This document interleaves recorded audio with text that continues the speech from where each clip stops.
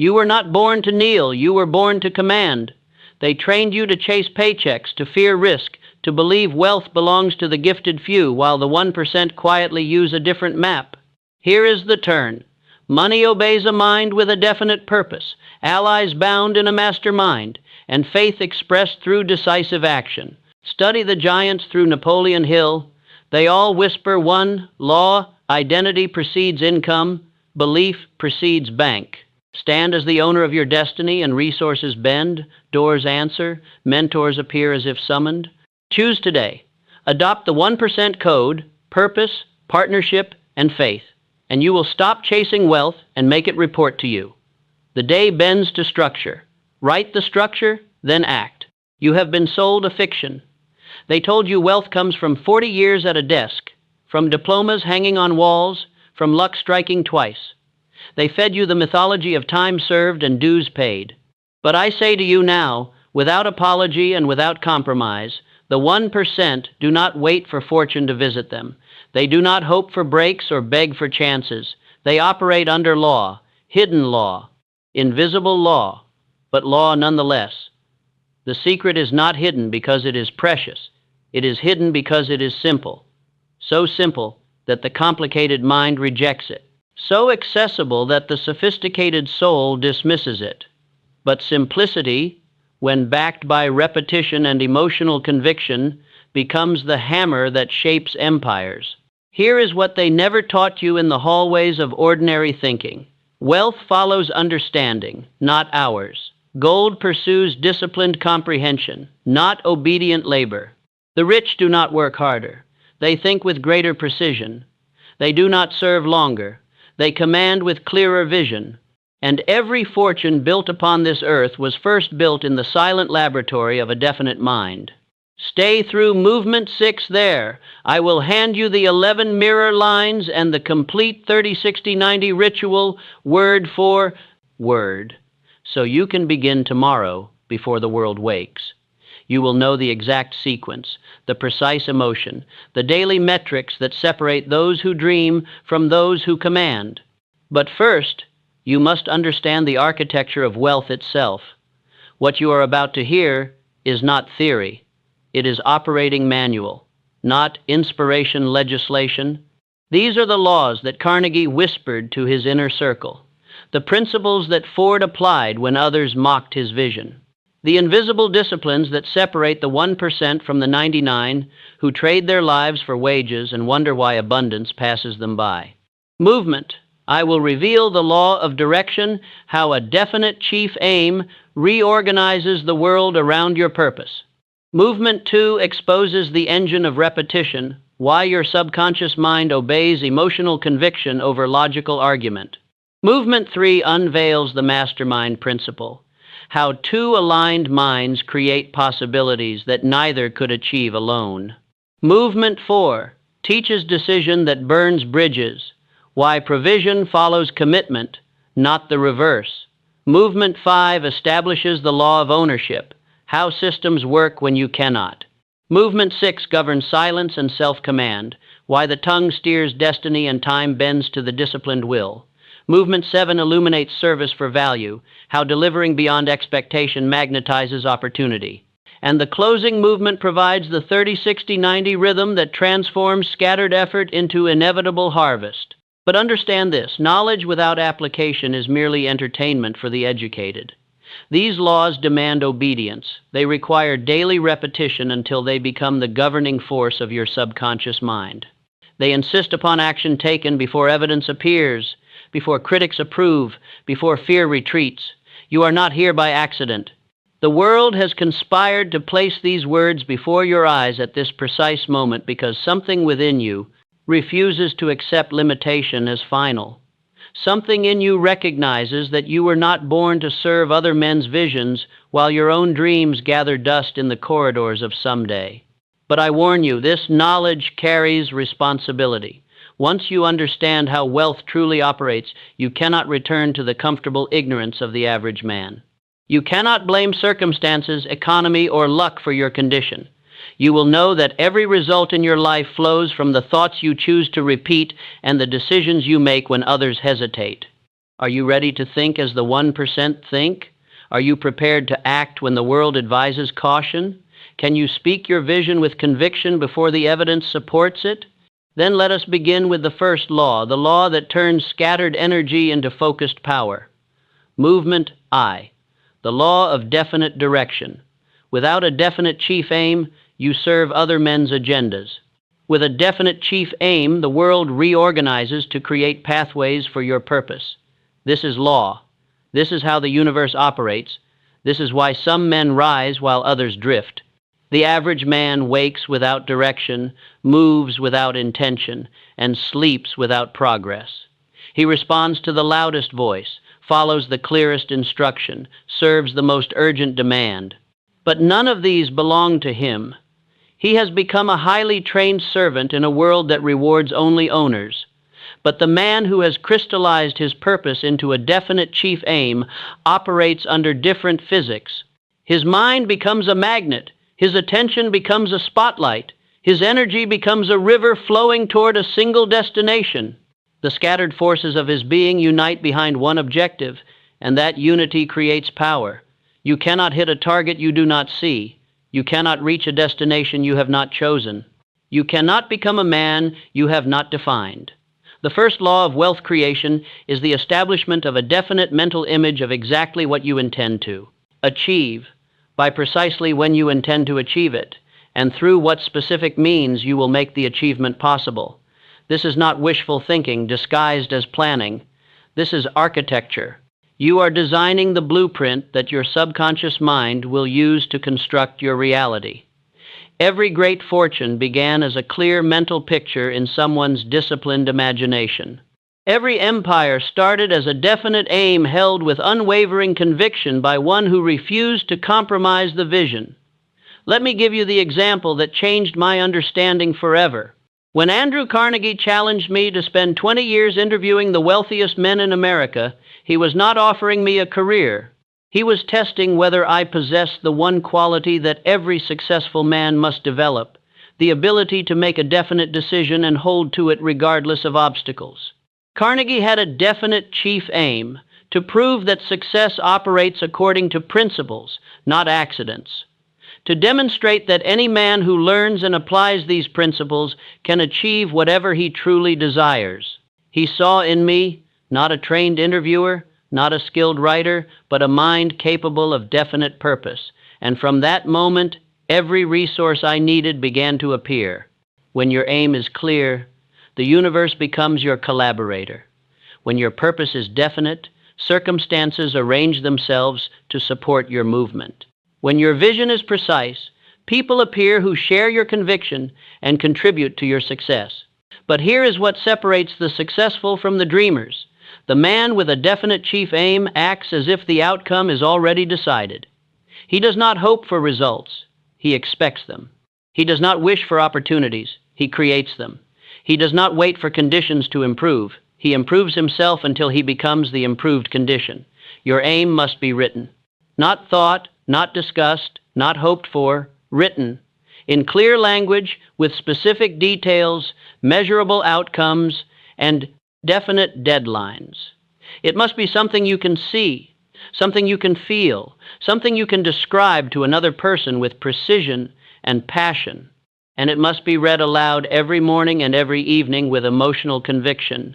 Your subconscious mind does not respond to casual thoughts. It obeys only the commands that are delivered with repetition, emotion, and absolute belief. The man who reads his aim twice daily, with the fire of certainty burning in his voice, will see that aim externalize in his world with mathematical precision. Do you see how this works? You are not asking the universe for favors. You are not hoping for lucky breaks. You are programming your subconscious mind with the exact specifications of the result you demand. And your subconscious mind, being without will of its own, must obey the dominant thoughts you feed it. Write your definite chief aim now. Not tomorrow when you feel inspired, not next week when you have more time. Now, make it specific. The exact amount of wealth you will accumulate, the precise date by which you will possess it, the definite plan through which you will earn it. Write it as if you are giving orders to your future self. Then read it aloud with the conviction of a man who knows his words carry the force of law. Feel the emotion as you speak. See the outcome is already accomplished. Act as if the universal mind is taking dictation from your lips.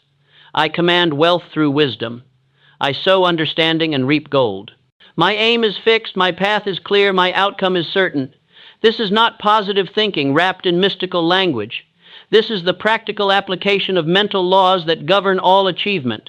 The man who programs his subconscious mind with definite instructions and backs those instructions with emotional conviction will find that his outer world begins to conform to his inner blueprint. But direction without engine produces nothing. Purpose without power creates only frustration. You have established where you are going. Now you must understand the force that will take you there. The engine of all achievement is not effort. It is repetition powered by emotion. And that engine operates according to laws as precise as those governing electricity or gravity. Movement 2, the engine of emotional repetition. Your subconscious mind obeys what you repeat with conviction and feeling. Repetition installs destiny. This is the second law, and it separates those who achieve from those who merely attempt. The average man fills his mind with random thoughts, casual conversations, and passing emotions. He allows newspapers to program his fears, television to shape his desires, and other people's opinions to direct his decisions. Then he wonders why his life produces results that reflect the average thinking he has absorbed. But the man who understands autosuggestion takes complete control over what enters his mental world. He chooses his thoughts as carefully as a gardener chooses his seeds. He repeats his chosen thoughts with the emotion of certainty until they become the dominating force in his subconscious mind. And his subconscious mind, being obedient to the commands it receives most frequently, begins to create conditions that match those commands. This is not theory born in academic halls. This is operating principle proven by every man who ever rose from nothing to command wealth. Henry Ford did not hope for the V8 engine. He demanded it. When his engineers told him it was impossible, he told them to produce it anyway. Month after month, they returned with reasons why it could not be done. Month after month, Ford repeated his command, "Produce it." Why did Ford persist when logic suggested retreat? Because he understood the law of autosuggestion. He knew that his subconscious mind would eventually discover what his conscious mind could not immediately see. He repeated his desire with such emotional intensity that his entire mental organization became focused on finding a solution. And what happened? The impossible became inevitable. The engineers found a way because Ford's unwavering conviction created a mental atmosphere that would not accept defeat. His repetition with emotion became a command that his subconscious mind had to obey. The V8 engine was not an accident of engineering. It was the externalization of a definite mental attitude held with persistence until reality adjusted to match the mental image. You must apply this same principle to your definite chief aim. Writing it once and reading it occasionally will produce nothing. But writing it clearly and reading it aloud twice daily with the emotion of certainty will reprogram your subconscious mind to seek every opportunity, recognize every resource, and attract every person necessary for its achievement. The subconscious mind does not distinguish between what is real and what is vividly imagined. It accepts as fact whatever you present to it with sufficient emotional intensity. If you repeat thoughts of limitation with feeling, it will create limited conditions. If you repeat thoughts of abundance with conviction, it will move toward abundant results, but the repetition must be charged with emotion. Cold, mechanical recitation of words produces cold, mechanical results. You must feel the reality of your aim as you speak it. You must see yourself already in possession of the wealth you seek. You must experience the satisfaction of achievement before the achievement appears in your external world. Every morning, stand before your mirror and speak your definite chief aim with the fire of absolute conviction. Let your voice carry the authority of a man who knows his words are creating his reality. See your reflection as the man who has already achieved what you are declaring. Feel the emotions you will experience when your aim becomes your accomplishment. Every evening, repeat this ritual with even greater intensity.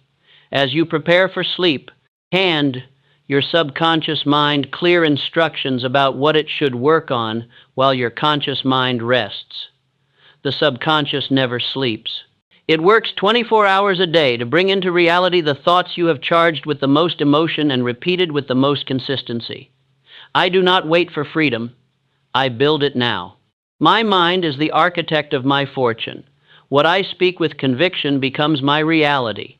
But understand this. Autosuggestion is a double-edged tool.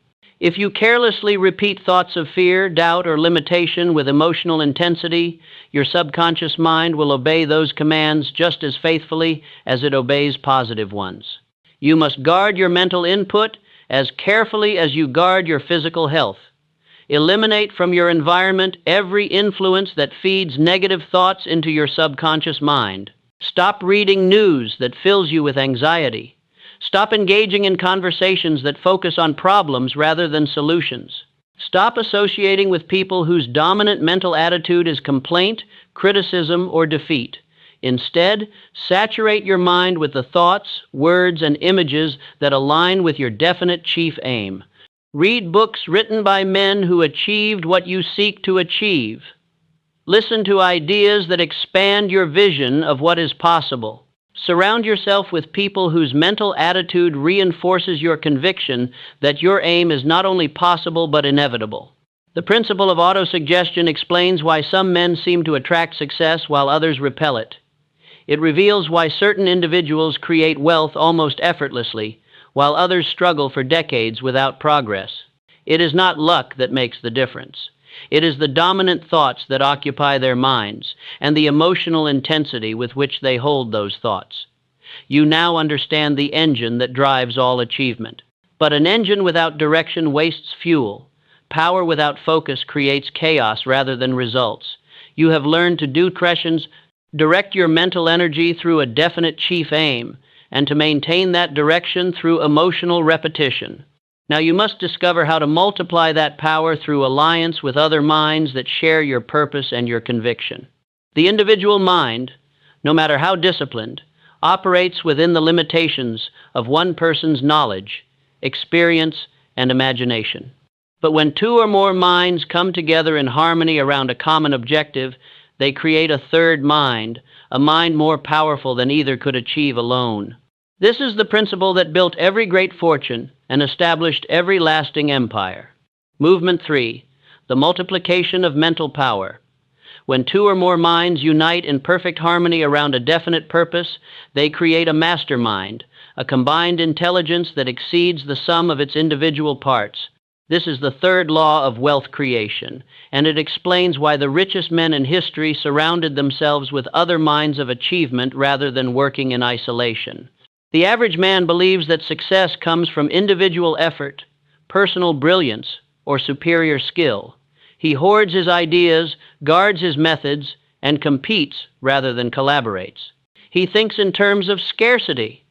If another man succeeds, there is less success available for him. This thinking keeps him operating within the narrow confines of his single mind.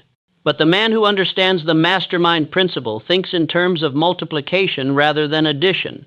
He knows that one mind working alone can produce good results, but two minds working in harmony can produce extraordinary results.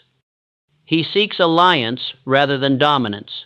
He builds teams rather than empires dependent on his personal presence. Andrew Carnegie demonstrated this principle more clearly than any man of his generation. He surrounded himself with minds that complemented and enhanced his own vision.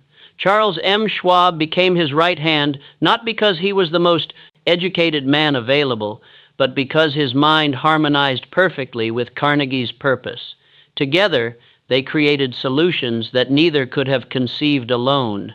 Carnegie often said that he knew little about the technical aspects of steel production, but he knew everything about organizing human minds around a common objective. He understood that a well-orchestrated mastermind group could solve any problem, overcome any obstacle, and achieve any goal that was clearly defined and persistently pursued. The mastermind operates according to principles that most men never discover. When minds come together in harmony, they generate a form of energy that transcends normal thought processes. Ideas emerge that none of the participants had considered before the meeting. Solutions appear that seemed impossible when approached individually. Resources manifest that were invisible to the isolated mind. But the mastermind demands more than casual association. It requires perfect harmony of purpose, absolute honesty in communication, and complete commitment to the group's objective. You cannot create a mastermind with people who harbor hidden agendas, secret resentments, or competing loyalties. Every member must be fully committed to the success of every other member. The selection of mastermind partners is critical. You need minds that complement your weaknesses and amplify your strengths. If your aim requires financial expertise, include someone who understands money. If it demands technical knowledge, ally yourself with someone who possesses that knowledge. If it requires connections in certain industries, find someone who moves in those circles. But character matters more than capability. A brilliant mind with questionable integrity will poison the entire mastermind. A highly skilled individual with a negative mental attitude will drain the energy from every meeting. Choose people whose commitment to success is matched by their commitment to honor. The mastermind must meet regularly with specific agendas and measurable outcomes. These are not social gatherings or philosophical discussions. They are strategic sessions focused on moving every member closer to their definite chief aims. Each meeting should begin with victories celebrated, continue with obstacles identified, and end with specific actions assigned. I have seen masterminds transform impossible dreams into inevitable realities. I have watched ordinary men achieve extraordinary results when their minds were properly coordinated with other minds of similar purpose. The multiplication effect is not metaphorical, it is mathematical. Two minds in perfect harmony can accomplish 4 times what either could achieve alone. 3 minds can accomplish 9 times the individual result. Form your mastermind now. Identify 3 people whose success would directly support your own and whose character you can trust completely. Approach them not as someone seeking help, but as someone offering mutual benefit. Propose a weekly meeting with clear agendas and defined objectives. Commit to absolute honesty in every interaction. Each day I act in obedience to my purpose. Each day I prove who I am becoming. Agreement amplifies power, and my alliance multiplies my results. But understand this, the mastermind principle works both ways. Just as positive minds in harmony create positive results, negative minds in agreement create negative conditions. If you surround yourself with people whose dominant thoughts are limitation, complaint, and defeat, their mental attitude will influence your subconscious mind and sabotage your progress. You must be ruthless in protecting your mental environment. If someone in your current circle consistently speaks thoughts that contradict your aims, you must either influence them to change their mental attitude or limit your association with them. Your success depends on maintaining the integrity of your mental input. The mastermind is not merely a business strategy, it is a spiritual principle. When minds unite in harmony around a worthy purpose, they tap into sources of intelligence and energy that are not available to the individual. Ideas come from beyond the normal range of human thought. Resources appear from unexpected directions. People emerge who offer exactly the assistance needed at exactly the right moment. But harmony requires more than agreement on objectives. It demands alignment of values, synchronization of effort, and subordination of individual ego to collective purpose. The mastermind cannot function when its members are competing for personal credit or advancing hidden agendas. It requires the kind of cooperation that comes only from complete trust and shared commitment. You now understand how to multiply your mental power through alliance with other minds. But alliance without decisive action produces only elaborate planning sessions.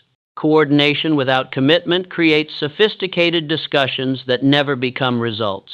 You must learn the fourth law, the law of decision that closes off retreat and compels the universe to provide what commitment demands.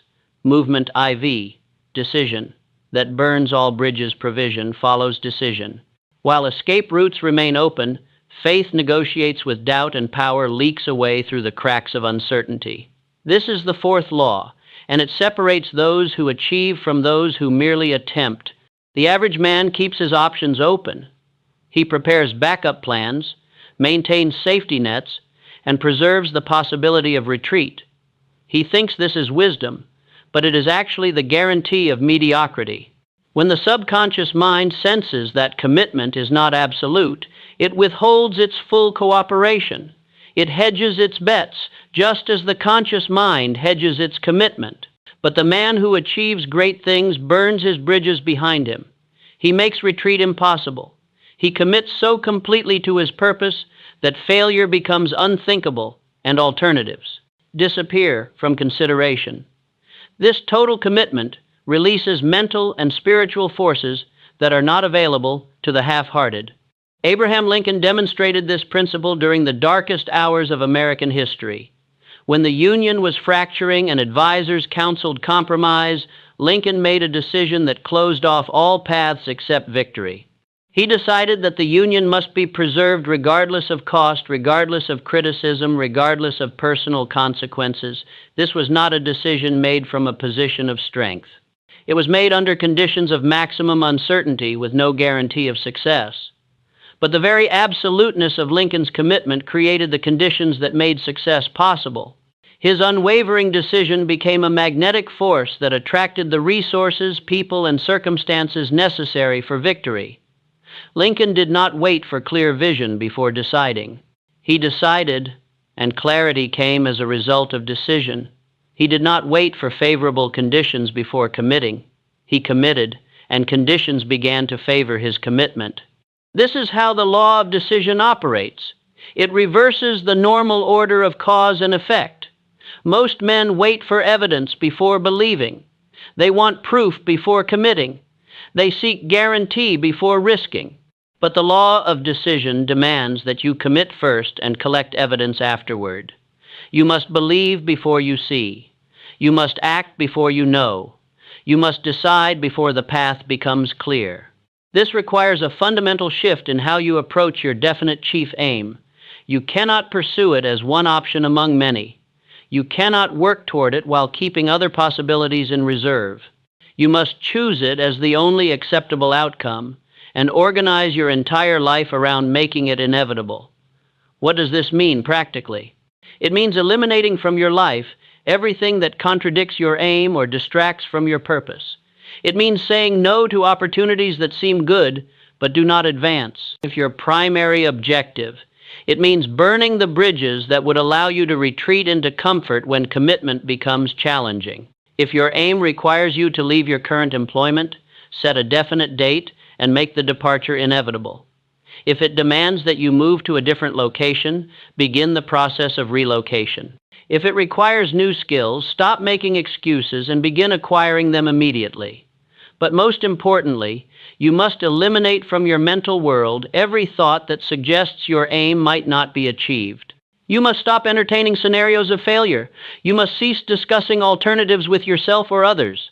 You must think, speak, and act as if your success is already decided and only the timing remains to be determined. List 3 no decisions that your commitment demands. 3 things you must stop doing, stop considering, or stop allowing if you are serious about your aim. Then eliminate one of them today. Not next week when it becomes convenient. Not next month when conditions improve. Today, I speak law into my reality. I move first while others hesitate. My decision is final, and my commitment absolute. This is not recklessness disguised as faith. This is the intelligent application of a principle that governs all great achievement. When you make a decision with complete finality, your subconscious mind stops generating alternatives and begins concentrating all its power on making that decision right. The universe conspires to support the man who has made up his mind. Resources appear that were invisible, while options remained open. People emerge who offer assistance to the committed but ignore the tentative. Opportunities manifest for those whose purpose is definite but pass by those whose commitment is conditional. But decision alone, while necessary, is not sufficient. You must now learn to sustain that decision through the creation of systems that work whether you are present or absent, energetic or tired, motivated or discouraged. The fifth law reveals how to build ownership rather than employment, assets rather than income, systems rather than dependence on personal effort. You have learned to direct your energy, power your direction, multiply your power, and commit without reservation. Now you must discover how to make your commitment sustainable through the creation of systems that compound your efforts and multiply your results even while you sleep. Movement v. systems that create while you rest. True wealth sustains itself through assets and systems that produce results, whether you are working or resting, present or absent, healthy or sick. This is the fifth law, and it distinguishes owners from employees, builders from laborers, and those who command wealth from those who chase it. The average man trades his time for money on an hour-by-hour basis. He believes that more effort will produce more income, that longer hours will create greater results, that personal presence is required for every aspect of his work. This thinking traps him in a cycle of perpetual labor where his earning capacity is limited by the number of hours he can physically work. But the man who understands the principle of systems thinks in terms of leverage, multiplication, and compound effect. He creates processes that function independently of his direct involvement. He builds structures that produce value continuously. He establishes assets that appreciate while he focuses on other activities. John D. Rockefeller did not become the richest man in America by working longer hours than his competitors. He became wealthy by creating systems of production, distribution, and management that functioned with precision whether he was in the office or traveling across the country. His wealth grew not from his personal labor, but from the labor of his systems. Rockefeller understood that sustainable wealth requires standardization, systematization, and multiplication of effective processes. He did not try to do everything himself or maintain personal control over every detail. Instead, he created systems that could be operated by others according to established procedures that produced consistent results. The difference between the employee mindset and the owner mindset is fundamental. The employee asks, "How can I work harder?" The owner asks, "How can I create systems that work while I focus on higher level activities?" The employee measures success by effort expended. The owner measures success by results produced per unit of personal time invested. You must begin immediately to think like an owner rather than an employee, even if you are currently employed by someone else. Every task you perform should be evaluated for its potential to become a system. Every process you master should be documented so it can be replicated. Every skill you develop should be leveraged into something that produces ongoing value. This requires a shift from doing to building. Instead of simply completing tasks, you must create methods that make those tasks more efficient. Instead of solving problems individually, you must develop systems that prevent those problems from recurring. Instead of working in your business or career, you must work on creating systems that make your business or career more valuable. Start with one small system this week. Identify a task that you perform regularly and create a method that makes it faster, better, or capable of being delegated to someone else. Document the process, test it, refine it. Then look for opportunities to apply the same principle to other areas of your work. I use my mind, not just my time. My systems multiply my efforts while I build additional assets. But building systems requires more than clever processes. It demands the discipline to resist the temptation to do everything yourself, the wisdom to invest time in creating structures rather than just producing immediate results, and the patience to build assets that may not pay immediate dividends. This is where most men fail. They understand the principle intellectually, but cannot resist the immediate gratification of personal productivity. They would rather work 12 hours producing results today than spend 4 hours creating systems that would produce greater results tomorrow with less personal effort. You must overcome this short-term thinking. Every hour you invest in creating systems will eventually return dozens of hours of freed time. Every process you systematize will eventually produce results far beyond what your personal effort could achieve. Every asset you build will eventually generate wealth while you focus on building additional assets. The compound effect of systematized wealth creation is extraordinary. One system properly designed and implemented can free time for building a second system. 2 systems can generate resources for developing a third. 3 systems can create the foundation for entire businesses or investment portfolios that operate largely without your direct involvement. But systems without personal governance become chaos. Processes without disciplined oversight become obstacles rather than assets. You must now learn the 6th law, how to govern yourself so completely that your systems function as extensions of your own disciplined mind and character. The man who cannot govern his own thoughts, words, and time cannot successfully govern systems, people, or wealth. Self-discipline is the foundation upon which all other forms of success are built.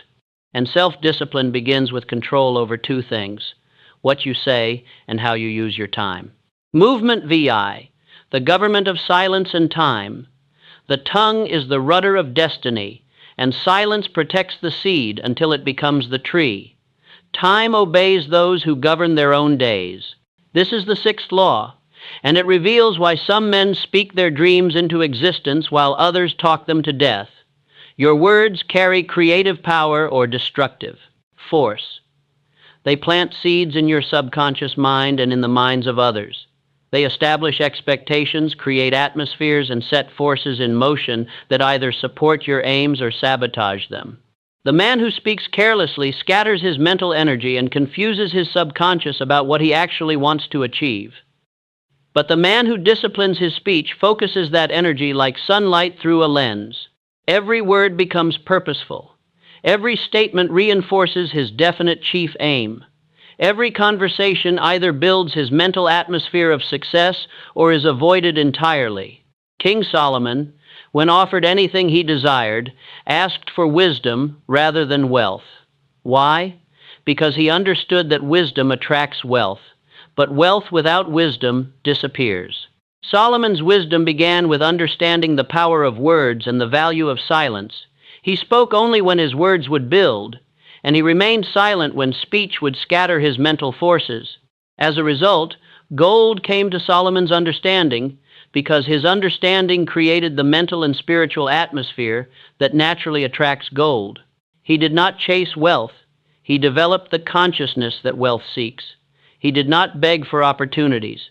He became the kind of man to whom opportunities present themselves. This principle applies directly to your pursuit of your definite chief aim. You must stop speaking words that contradict what you are working to achieve. You must cease making casual comments that undermine your own confidence or plant doubts in your subconscious mind. You must eliminate from your vocabulary every expression that suggests limitation, failure, or impossibility. More importantly, you must learn when not to speak at all. Your definite chief aim should not be shared with everyone who will listen. Your plans should not be discussed with people who lack the vision to understand them or the faith to support them. Your dreams should be protected from the criticism of small minds and the discouragement of defeated spirits. Silence serves multiple purposes in the achievement of wealth. First, it conserves mental energy that might otherwise be dissipated in unnecessary explanation or defense of your vision. Second, it prevents the planting of doubt by those who would question your methods or discourage your ambitions. Third, it creates a sense of mystery and authority that makes others more likely to respect your judgment and follow your leadership. But silence must be strategic, not absolute. You must speak with power when words will advance your purpose. You must communicate with clarity when understanding will accelerate your progress. You must express your aims with conviction when doing so will attract the right people or create the right opportunities. The key is conscious choice rather than habitual reaction. Before you speak, ask yourself, will these words build or scatter? Will this conversation advance my aim or distract from it? Will this discussion plant seeds of possibility or seeds of doubt? Establish 2 windows of strategic silence every day. 5 minutes when you first wake, before the world begins to fill your mind with its noise and demands. 5 minutes before 6 in the evening, when you can process the day's events and prepare your mind for the evening's activities. During these periods of silence, do not think about problems or replay conversations or worry about obstacles. Instead, use this time to clarify your definite chief aim, visualize its achievement, and saturate your mind with the mental attitude of success. I govern my speech and my time. My words build my reality, and my silence protects my vision. Time is the one resource that cannot be manufactured, purchased, or recovered once spent. Yet most men treat time as if it were unlimited, wasting hours on activities that produce no lasting value and contribute nothing to their definite chief aims. They wonder why years pass without significant progress while their days disappear in the management of urgent but unimportant tasks. The man who achieves wealth treats time as his most precious asset. He plans each day with the same care that a general plans a military campaign. He allocates his hours according to their potential return on investment. He protects his prime time for his most important activities and delegates, or eliminates everything that does not directly serve his purpose. This requires ruthless prioritization. You must identify the activities that produce the greatest advancement toward your definite chief aim and schedule them during your hours of peak energy and focus. Everything else must be subordinated to these high-impact activities or eliminated entirely. Most men allow other people to determine how their time is spent. They respond to every phone call, answer every email, and accept every meeting request, as if all demands on their time were equally important. But the man who governs time makes conscious choices about how each hour will be invested and in what return. You must audit your current use of time with the same precision that an accountant audits financial records. Track how you spend every hour for 1 week. Categorize each activity as either advancing your definite chief aim or serving some other purpose. Calculate the percentage of your time that is actually invested in wealth-creating activities. The results will probably shock you. Most men discover that less than 10% of their time is devoted to activities that directly advance their primary objectives. The rest is consumed by routine maintenance, other people's priorities, and entertainment that produces no lasting value. Once you understand where your time currently goes, you can begin to reclaim it for purposes that serve your aims. Start by eliminating one time-wasting activity each week. Replace it with an activity that builds toward your definite chief aim. Gradually shift more of your prime time toward wealth-creating endeavors. But governing time requires more than elimination of waste. It demands the creation of structures that multiply the value of the time you do invest. This brings us back to systems. Every process you systematize frees time for higher-level activities. Every task you delegate creates capacity for more important work. Every routine you automate returns hours that can be invested in building additional systems. The compound effect of disciplined time management is extraordinary.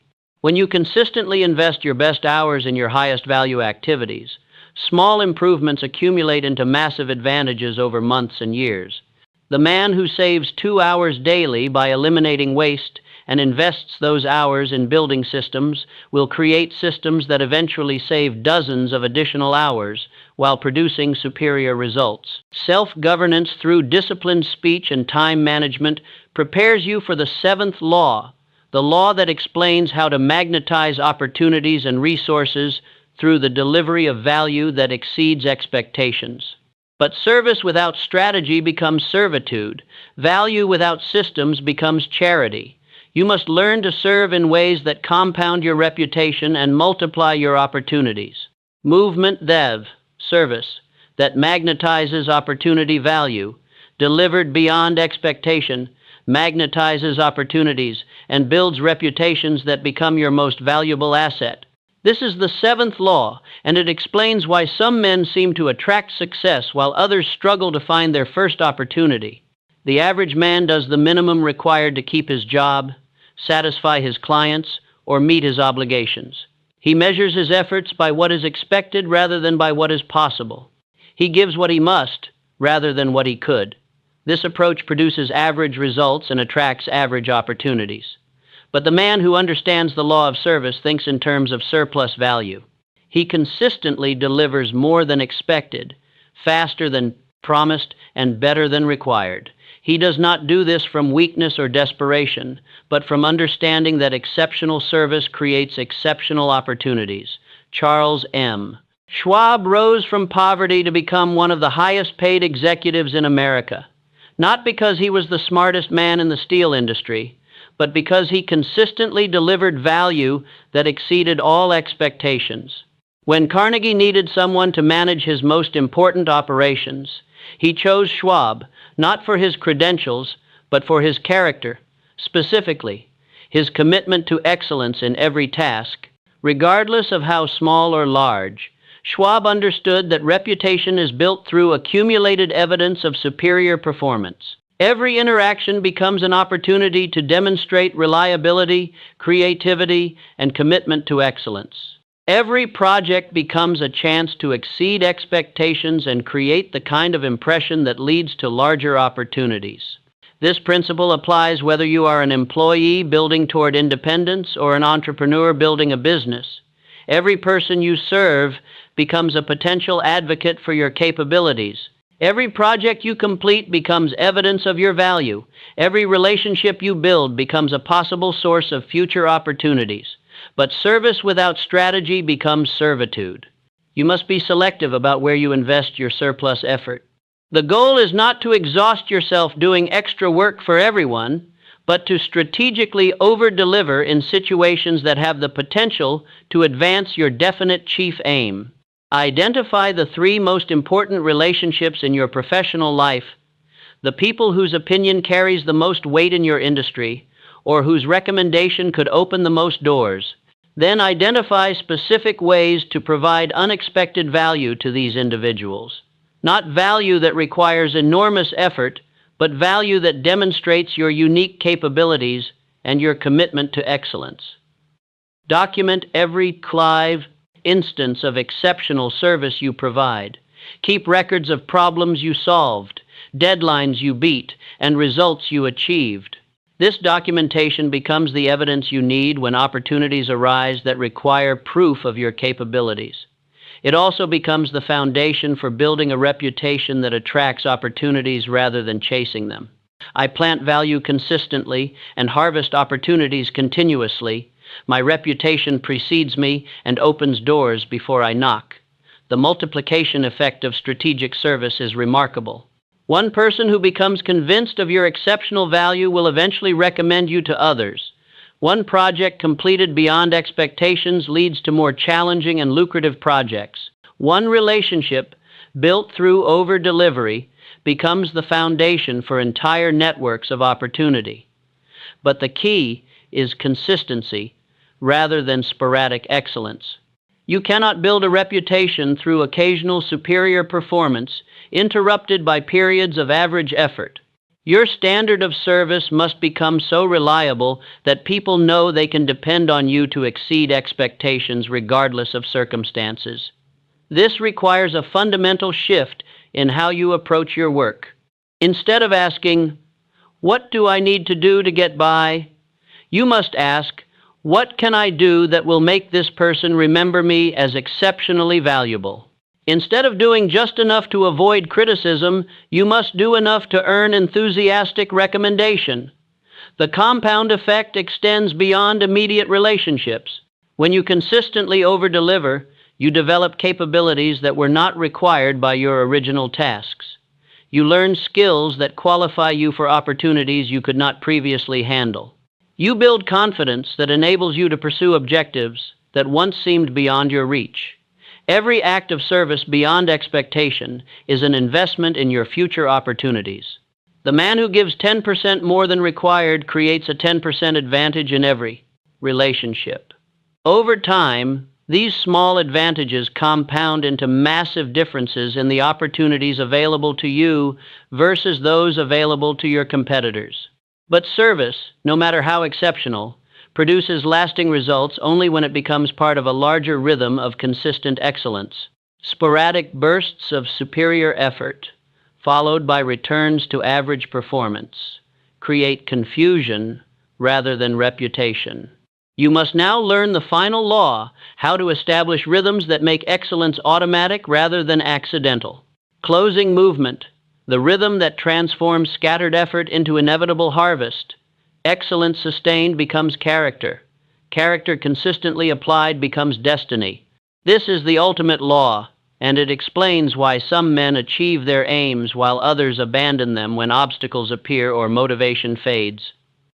The average man operates in cycles of inspiration and discouragement. When he feels motivated, he works with intensity toward his goals. When motivation wanes, he allows his efforts to become sporadic or stops entirely. He measures his progress by his feelings rather than by his actions, and his results reflect this inconsistency. But the man who achieves wealth operates according to rhythm rather than emotion.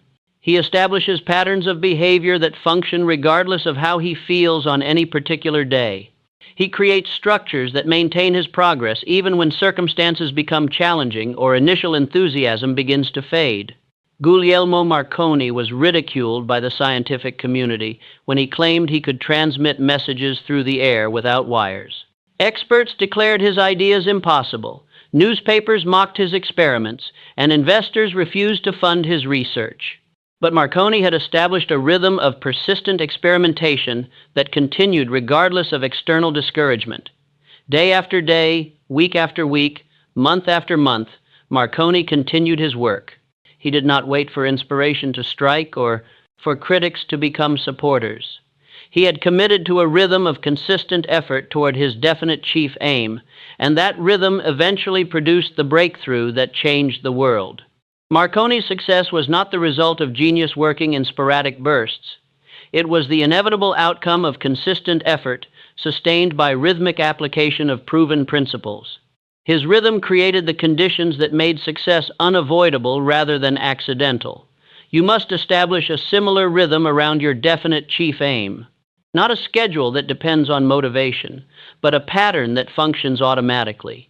Not a system that requires constant decision-making, but a structure that becomes as natural as breathing. This rhythm operates on 3 levels: daily, weekly, and quarterly.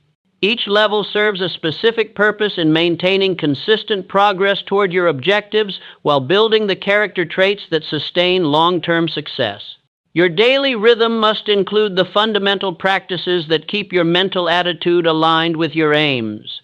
Every morning, you must program your subconscious mind with clear instructions about what you intend to achieve. Every evening, you must review your progress and prepare your mind for the next day's activities. But the morning practice is most critical. This is when you establish the mental atmosphere that will govern your entire day. Stand before your mirror and speak these 11 lines with growing emotion and absolute conviction. I command my morning. My morning commands my day. I use my mind, not just my time. I move first. I finish what I start.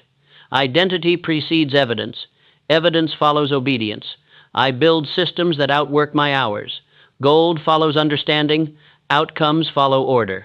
I decide once and reinforce daily. I am sent. I obey. I finish. I speak law into my day and collect proof before noon. I will not wait for courage. I move and courage meets me. I sow understanding and reap gold. Repeat each line 3 times with increasing intensity. Feel the truth of each statement. See yourself already embodying the character described in these declarations. Let your voice carry the authority of a man who knows his words are creating his reality. After speaking these lines, read your definite chief aim aloud with the conviction of certainty. Do not merely recite words. Command your subconscious mind to make your aim inevitable. Feel the emotions you will experience when achievement becomes reality. Conclude with 5 minutes of strategic silence. During this period, Visualize your day unfolding exactly as you intend. See yourself completing important tasks with efficiency and excellence. Picture opportunities presenting themselves and yourself responding with confidence and capability. This morning ritual must be performed regardless of how you feel, what your schedule demands, or what obstacles you face. It is not a practice to be followed when convenient. It is a discipline to be maintained when discipline is most difficult. Your evening rhythm serves a different purpose. This is when you measure progress, identify lessons, and prepare your subconscious mind to work on your objectives while you sleep. Review the day's accomplishments without judgment but with honest assessment. What advanced your aim? What distracted from your purpose? What can be improved tomorrow? Write one page of specific gratitude for progress made, lessons learned, and opportunities recognized. This is not general thankfulness, but precise appreciation for evidence that your principles are working and your aims are approaching manifestation. Your weekly rhythm focuses on systems and relationships. Every 7 days, evaluate the effectiveness of your current methods. What processes can be improved? What relationships need attention? What systems require refinement or expansion? Schedule time for mastermind meetings, strategic planning, and skill development. Your quarterly rhythm addresses larger course corrections and strategic adjustments. Every 90 days, measure your progress against your definite chief aim. Are you on schedule to achieve your objectives within your specified time frame? What obstacles have emerged that require new strategies? What opportunities have appeared that might accelerate your progress? This is when you might adjust tactics while maintaining strategy, or modify methods while preserving principles. But never use quarterly reviews as excuses to abandon aims that require longer periods for achievement. The 30-60-90 rhythm creates a structure that makes success inevitable rather than accidental. 30 days establishes new habits and eliminates old patterns. 60 days builds momentum that becomes difficult to stop. 90 days creates transformations that become permanent aspects of your character. Within this framework, track specific metrics that measure your progress with mathematical precision. Monitor the percentage of your actions completed before 5p.m. Your target should be 70% or higher. Count your strategic silence hours per week. Aim for 3 to 5 hours of undisturbed focus on your most important objectives. Document your mastermind sessions per month schedule, at least 3 meetings with clear agendas and measurable outcomes. Track the percentage of mastermind commitments you fulfill. Maintain 80% or higher reliability. Record the number of systems you create or improve each week. Build at least one process that saves time or multiplies results. Measure your lead generation, revenue creation, or value delivery per week, depending on your specific aims. Calculate your cost per proof. How much time and energy does it require to create evidence that your principles are working? Keep a daily proof log with at least 1 to 3 entries that document progress toward your objectives. But what if doubt returns? What if fear whispers suggestions of impossibility? What if critics multiply and supporters seem to disappear? What if results develop more slowly than expected? What if you lose a day to distraction or discouragement? These challenges are not obstacles to success, they are tests of commitment. When doubt appears, name it clearly and refuse to entertain its suggestions. When fear returns, breathe once deeply, speak one of your declaration lines, and act within 60 seconds.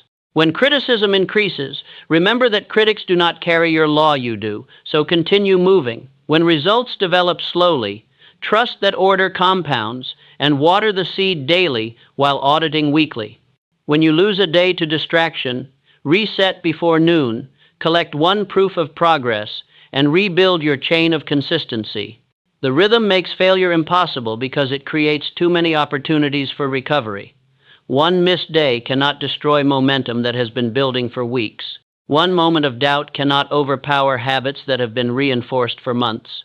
One period of slow progress cannot undermine systems that have been producing results for quarters. I maintain my rhythm until my rhythm maintains my results. What I repeat with conviction becomes my character. What I sustain with discipline becomes my destiny. You now possess the complete architecture of wealth creation. You understand the laws that govern achievement and the practices that make those laws operative in your daily life.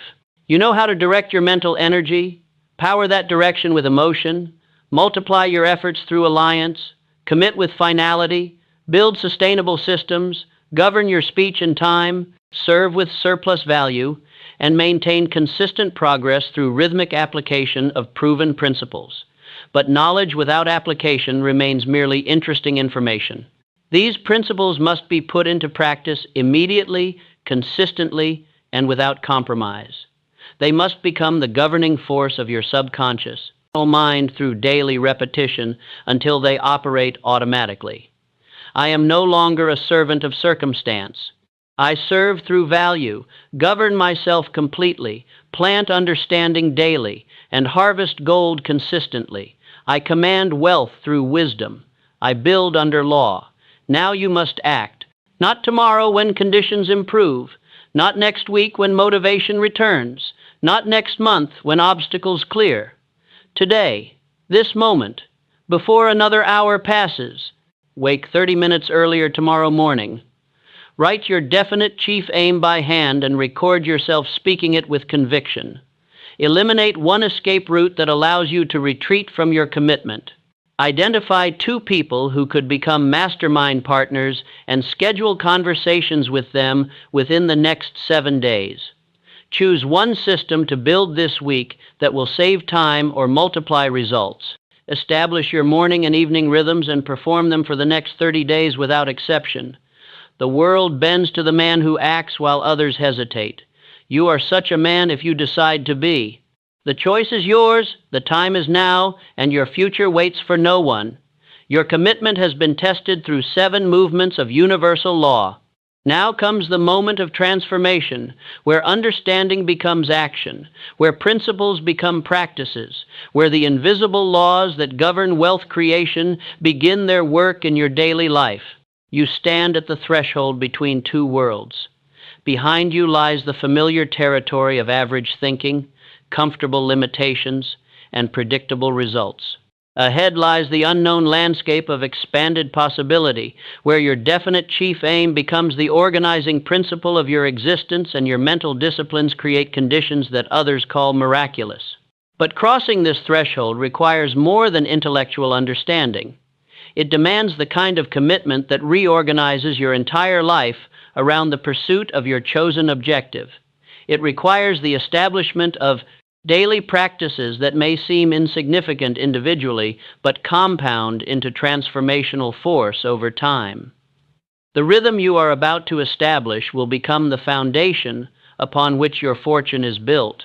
Not through dramatic breakthroughs or sudden strokes of luck, but through the accumulated power of consistent application of proven principles.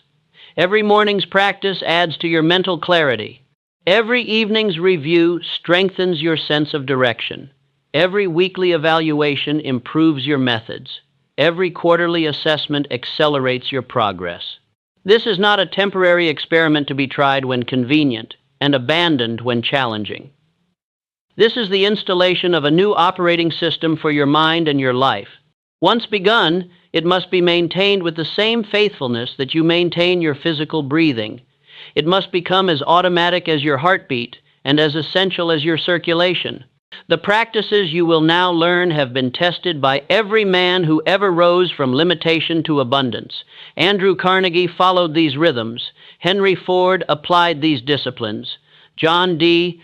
Rockefeller lived by these principles. Charles Schwab built his fortune through these methods.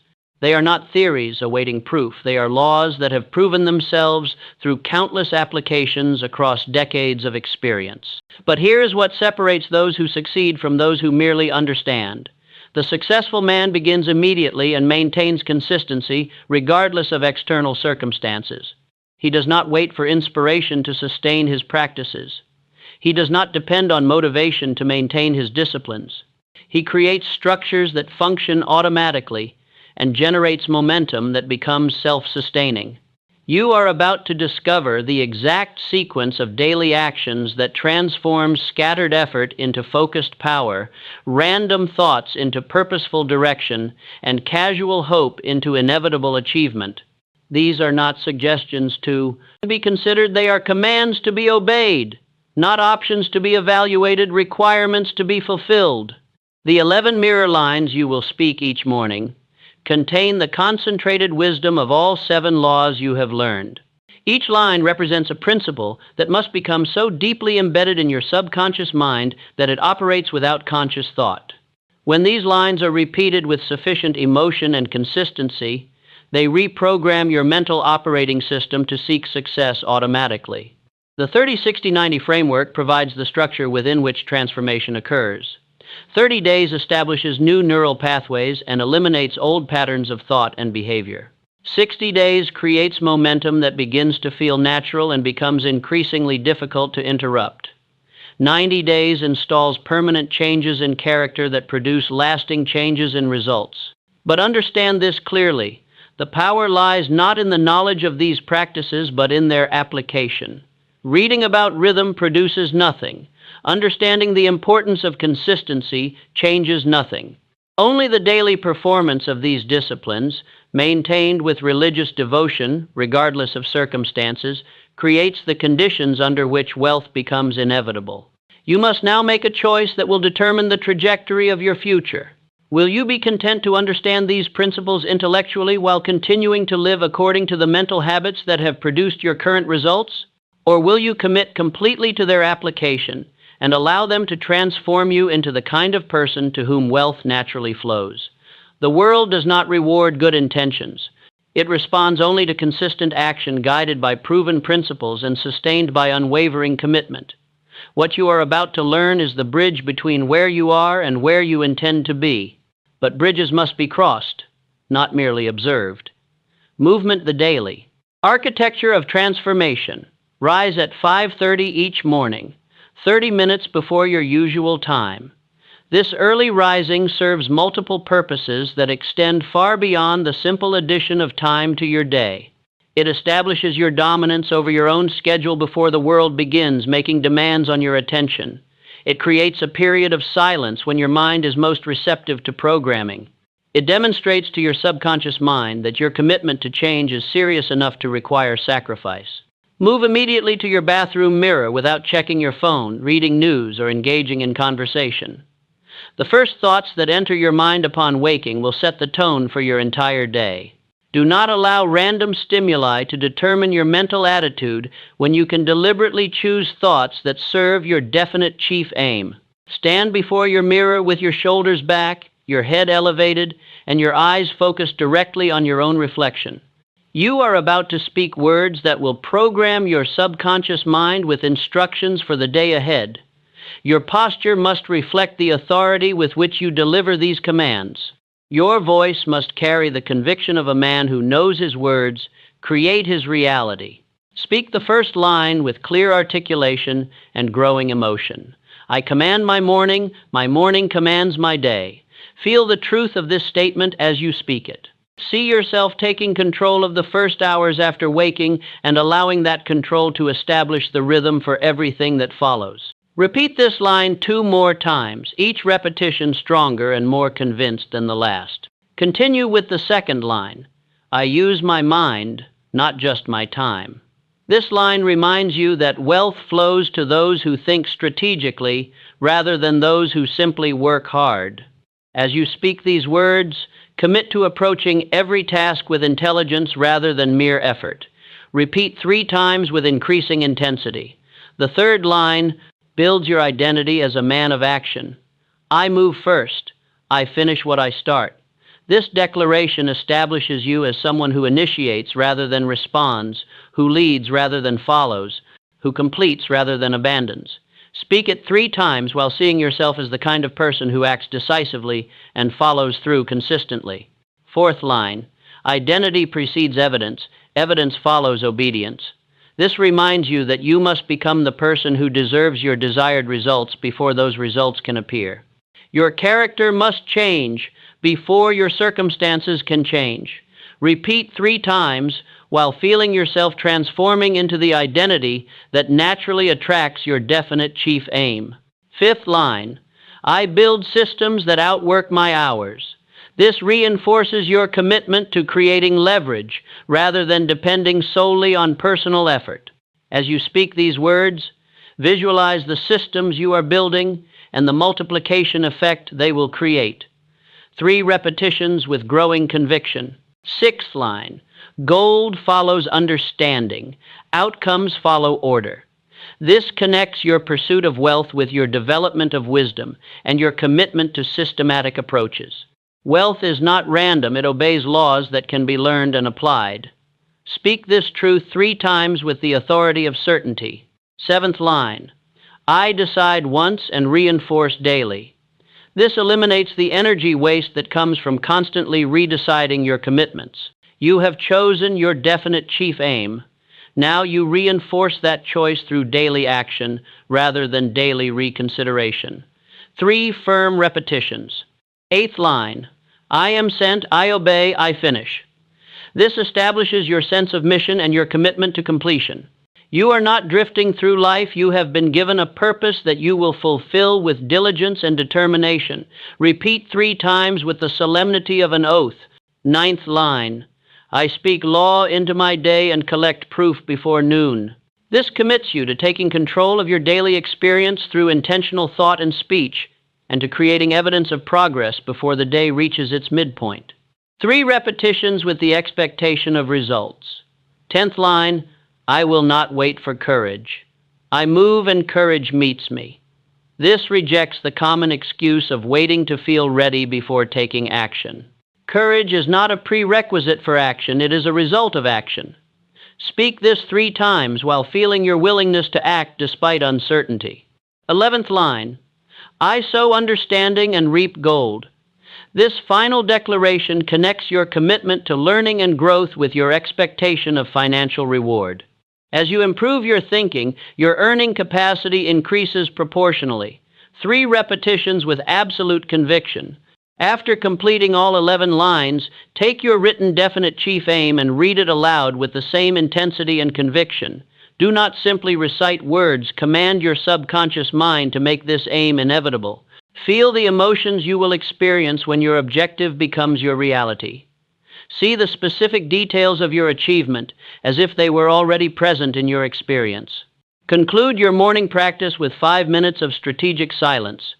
Sit comfortably with your back straight and your eyes closed. Do not attempt to empty your mind or achieve some mystical state. Simply visualize your day unfolding exactly as you intend. See yourself completing important tasks with efficiency and excellence. Picture opportunities presenting themselves and yourself responding with confidence and capability. During this visualization, notice how it feels to be the person who has achieved your definite chief aim. What does your confidence feel like? How do you carry yourself? What kind of decisions do you make? What quality of problems do you solve? Allow these feelings to saturate your consciousness so that you carry them into your day. This morning ritual must be completed before engaging in any other activity. Do not check email, read news, answer phone calls, or engage in conversation until you have programmed your mind with clear instructions for the day ahead. Your subconscious mind is most receptive to programming in the first few minutes after waking, and this opportunity must not be wasted on random input. Your evening practice serves a different but equally important purpose. 30 minutes before your intended sleep time, review your day with honest assessment but without harsh judgment. What actions advanced your definite chief aim? What activities distracted from your purpose? What lessons did you learn that will improve tomorrow's performance? Write 1 page of specific gratitude for evidence of progress. This is not general thankfulness for pleasant experiences, but precise appreciation for signs that your principles are working and your aim is approaching manifestation. Did you notice opportunities that you might have missed before beginning these practices? Did you respond to challenges with greater confidence than usual? Did you complete tasks more efficiently or approach problems more strategically? Read your definite chief aim aloud once more before sleep. This time as a final instruction to your subconscious mind about what to work on while your conscious mind rests. Your subconscious never sleeps, and it will spend the hours of sleep organizing your mental resources around the dominant thoughts you feed it before retiring. This daily practice of morning programming and evening review must continue for 90 consecutive days without exception. Not when convenient, not when motivated, not when circumstances permit every day regardless of schedule, location, or conditions. This consistency is what distinguishes temporary enthusiasm from permanent transformation. But daily practices must be supported by weekly and quarterly structures that maintain momentum and accelerate progress. Every Sunday, conduct a strategic review of your systems, relationships, and progress toward your definite chief aim. What processes need refinement? What relationships require attention? What obstacles have emerged that demand new strategies? Schedule your mastermind meetings during these weekly reviews. Confirm upcoming appointments with your alliance partners. Prepare agendas that focus on specific progress rather than general discussion. Document commitments made during these meetings and track the percentage that are fulfilled during the following week. Every 90 days, conduct a comprehensive assessment of your progress toward your definite chief aim. Are you on schedule to achieve your objective within your specified time frame? What course corrections are needed? What opportunities have appeared that might accelerate your timeline? What capabilities have you developed that qualify you for larger objectives? Use these quarterly reviews to expand your definite chief aim if your progress exceeds expectations, or to adjust your methods if progress falls behind schedule. But never use these assessments as excuses to abandon objectives that require longer periods for achievement. Persistence is often the only difference between those who achieve extraordinary results and those who settle for ordinary ones. The measurement of progress must be precise rather than subjective. Track specific metrics that provide mathematical evidence of improvement. Monitor the percentage of your daily actions completed before 5 p.m. Aim for 70% or higher completion rates.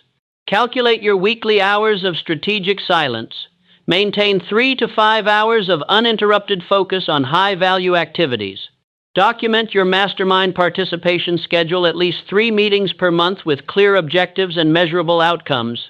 Measure your reliability in fulfilling mastermind commitments. Maintain 80% completion rates or higher. Count the systems you create or improve. Each week, build at least one process that saves time or multiplies results. Track your lead generation, value delivery, or revenue creation, depending on your specific objectives.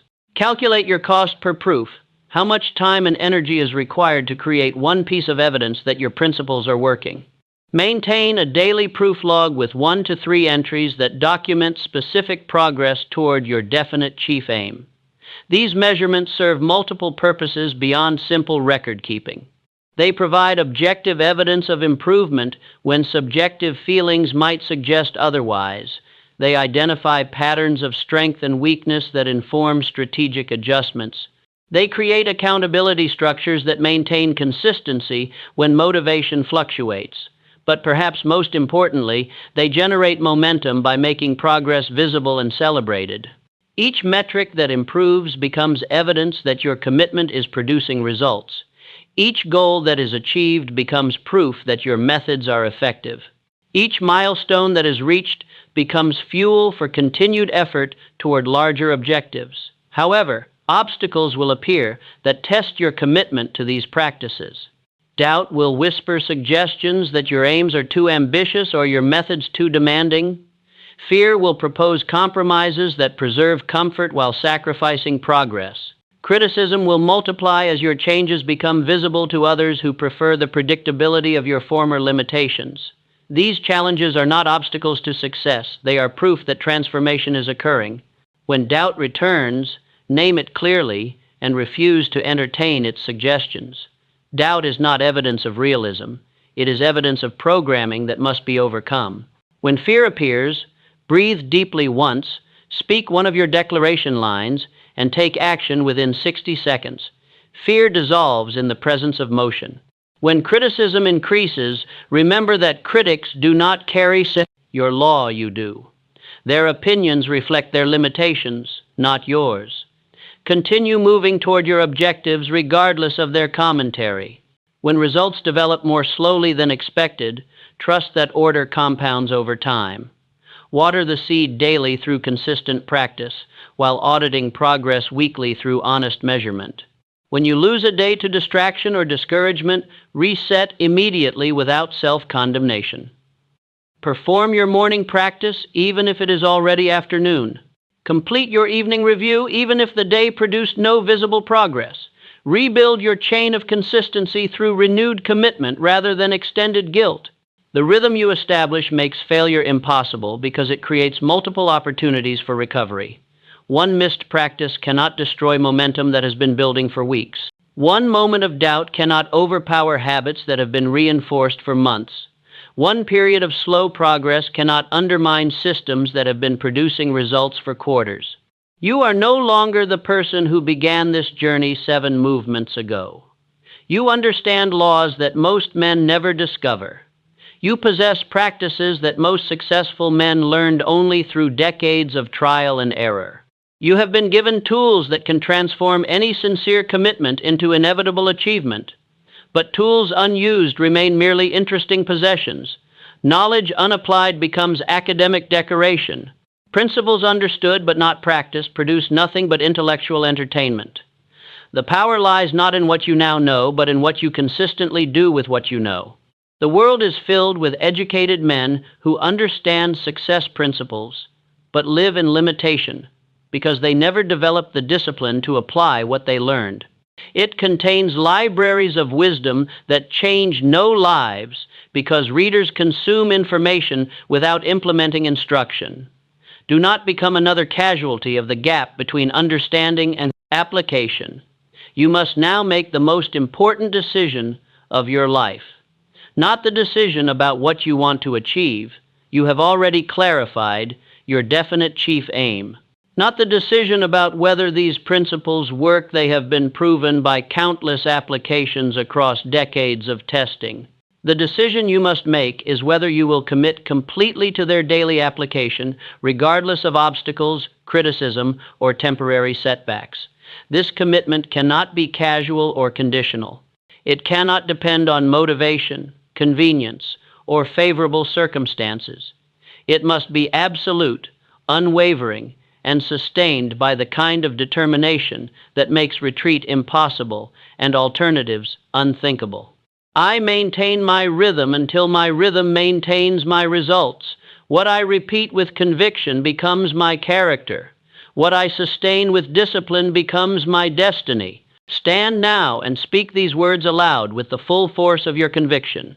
Feel them burning into your consciousness like brands that mark you permanently as a man committed to transformation. Let them echo in your mind until they become more familiar than your doubts and more powerful than your fears. You are no longer a servant of circumstance. You serve through value. Govern yourself completely. Plant understanding daily and harvest gold consistently. You command wealth through wisdom. You build under law. The path ahead requires sacrifice, but it leads to freedom. It demands discipline, but it produces power. It insists on consistency, but it creates inevitability. Every morning you rise 30 minutes early is an investment in your liberty. Every declaration you speak is a command that shapes your reality. Every practice you maintain is a step toward the life you were meant to live. Wake at 5:30 tomorrow morning. Stand before your mirror with the authority of ownership over your own life. Speak the 11 lines with growing conviction until your voice carries the power of certainty. Read your definite chief aim, as if you are commanding the universe itself to make it real. Sit in strategic silence until you feel like the person who has already achieved what you seek. Then walk into your day with the bearing of a man who knows his destination and trusts his methods. Act with the confidence that comes from operating under law rather than hoping for luck. Speak with the authority that flows from alignment with principles rather than dependence on others' approval. Do this tomorrow. Do it the next day. Do it every day for 90 days until it becomes as natural as breathing and as automatic as your heartbeat. Let this rhythm become the foundation of your new life, the structure that supports your transformation, and the discipline that ensures your achievement. The world bends to those who understand its laws and apply them consistently. You are such a person if you choose to be. The choice is yours, the time is now, and your future begins with your next decision. Move first. Stand as sent. Finish what you start.